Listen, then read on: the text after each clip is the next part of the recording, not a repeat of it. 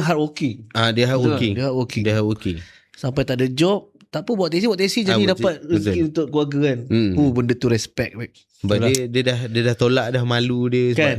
Awal-awal dia fikir juga sebab yalah dia pelakon filem, pelawak menang Maharaja kan. Dia sampai waktu mula-mula buat taxi tu siap pakai cermata hitam kan, dah tutup pakai topi kan. Tapi yalah orang tu tak kenal. So nak tak nak dia macam melantak lah. Orang kenal aku bukan mencuri, bukan buat salah kan.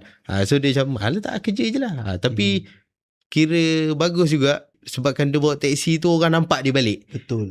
So orang dah mula panggil dia program balik, dapat program dia jadi host, dan program tu pasal bawa taxi juga. Waktu tu dia dapat, lepas tu juga dia dapat Maharaja Lawak Mega. Kira bagus juga keputusan yang dia ambil untuk bawa taxi tu, walaupun dia adalah seseorang.